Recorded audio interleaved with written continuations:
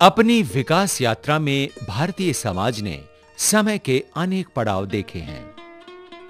विदेशी आक्रांताओं द्वारा सैकड़ों सालों तक लगातार किए गए हमलों और शोषण के कारण समाज में अनेक छोटी बड़ी बुराइयां भी पैदा हो गईं। ऐसी ही बुराई थी बाल विवाह और पर्दा प्रथा।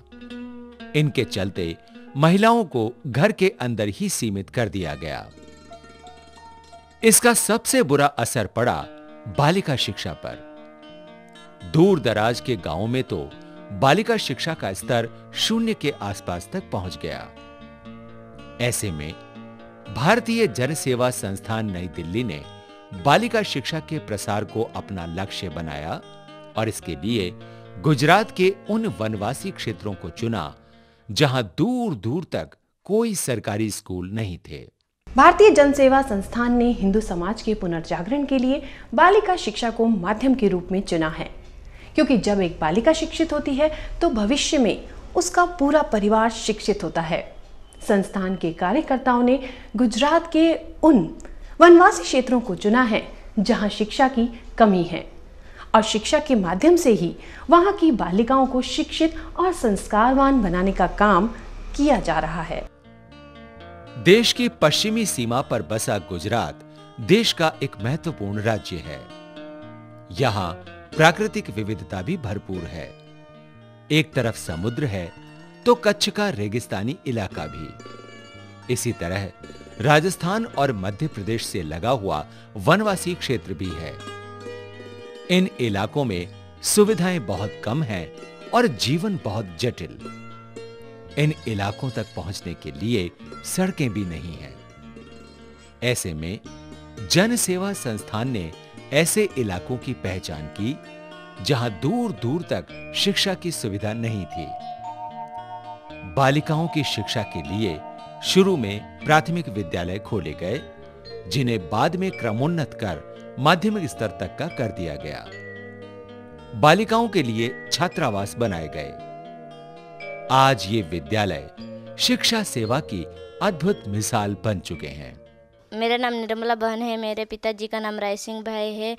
मेरे गांव का नाम सरापाड़ा है। मैं 10वीं कक्षा में पढ़ती हूँ। मुझे जानकी आश्रम में रहते हुए 3 साल हुए हैं।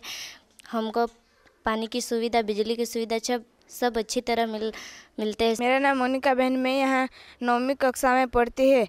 मुझे यहाँ रहते हुए 2 साल हुए हैं। यहाँ हमको यज्ञ भी कराते हैं, उसमें हमें आहुति देने का मौका मिलता है। नर्मदा जिले के डोडियापाड़ा गांव में 10 साल पहले जानकी आश्रम के नाम से स्कूल शुरू किया गया। आज ये माध्यमिक स्तर का विद्यालय बन चुका है।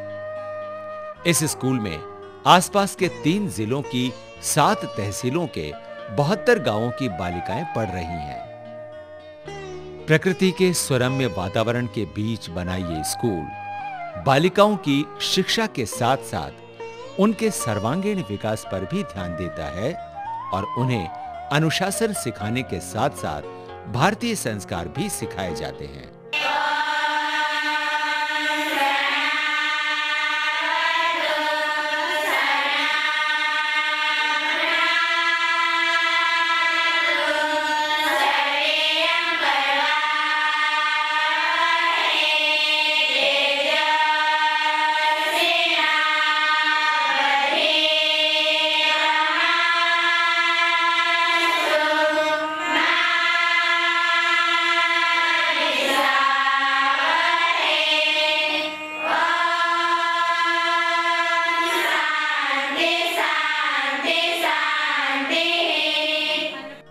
कक्षाओं में विभिन्न विषयों की पढ़ाई के साथ साथ सांस्कृतिक गतिविधियों और खेलकूद में हिस्सा लेकर बालिकाएं आत्म अनुशासन का पाठ सीखती हैं।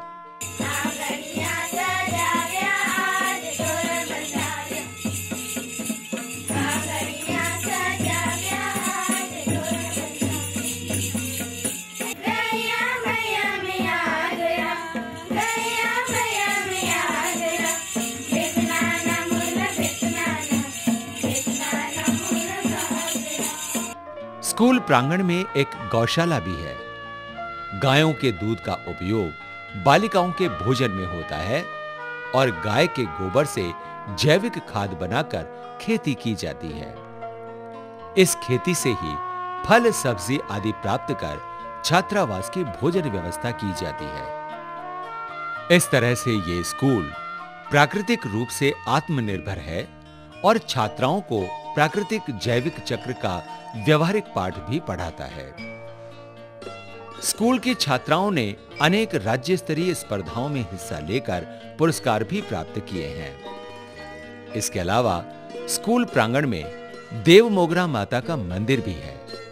ये मंदिर भी स्कूल की दैनिक गतिविधियों का हिस्सा है, जो बालिकाओं को आध्यात्मिक संस्कार प्रदान करता है।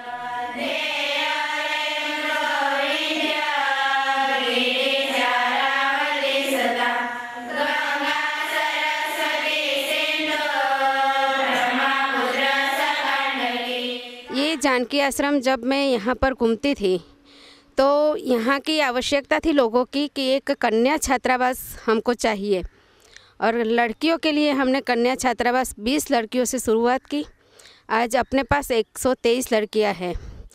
प्रारंभ में जब काम शुरू हुआ तो हमने दूसरी जगह पर काम शुरू किया था। 10 साल पहले हमने ये जगह ली और यहाँ पर मेरे साथ सोनजी भाई वसावा, वो भी मेरे साथ काम कर रहे थे।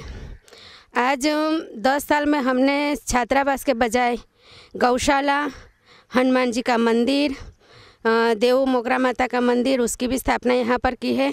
हमारे स्कूल में 3 साल से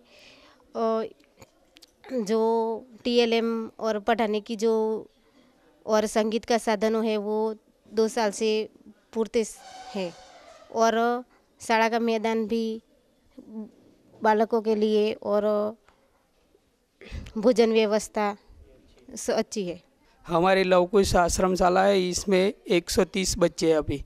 वो सब बच्चे पढ़ने के लिए आते हैं और भोजन सब देते हैं सुबह में और शाम को, और सुबह में भोजन देते हैं तभी भोजन मंत्र बोलते हैं, और सुबह में जब उठने के लिए उठते हैं तभी दातन पानी करके सब बच्चे कसरत करके और स्नान करके पढ़ाई में बैठ जाते हैं, और सुबह में भी शाम को भी 8 से 10 तक पढ़ाई के लिए बैठ जाते हैं। जन सेवा संस्थान के सतत प्रयासों से इन दूरस्थ इलाकों की बालिकाएं न केवल शिक्षा से जुड़कर संस्कारवान बनी हैं, बल्कि उनका जीवन ही बदल गया है।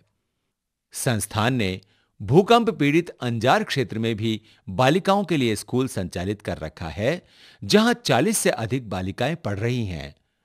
तो संतरामपुरा तहसील के नाना नटवा गांव में भी ऋतंभरा कन्या आश्रमशाला संचालित की जा रही है। इस स्कूल में 160 बालिकाएं शिक्षा ले रही हैं। इन स्कूलों में आदिवासी समाज से आए गरीब बच्चों को न केवल निःशुल्क शिक्षा दी जा रही है, बल्कि उनके भोजन आदि की व्यवस्था के साथ साथ उन्हें संस्कारवान बनाने का काम भी पूरी निष्ठा से किया जा रहा है। मारो नाम वसा शांतिलाल भाई गुलाब सिंह भाई, हूँ रहू देव मोगरा। मारी सिस्टर डेडियापाड़ा जानकी आश्रम शाला में भणे छे। एमने बधी रीते सुविधा मळी रहे छे, अभ्यासनी दृष्टिए રહેવા જવામાં બધી રીતે સુવિધા મળી રહે છે, એથી અમે खुश છીએ। भारतीय जनसेवा संस्थान के विद्यालयों ने दूर दराज के आदिवासी क्षेत्र की गरीब बालिकाओं को शिक्षित कर बच्चों का जीवन ही बदल दिया है। अब ये बालिकाएं भी शिक्षित और संस्कारवान बनकर समाज और विकास की मुख्य धारा से जुड़ गई हैं, और इसी का नतीजा है कि सरकारी नौकरियों के साथ साथ दैनिक जीवनचर्या में इनकी महत्ता ने प्रदेश को एक नई रोशनी प्रदान की है।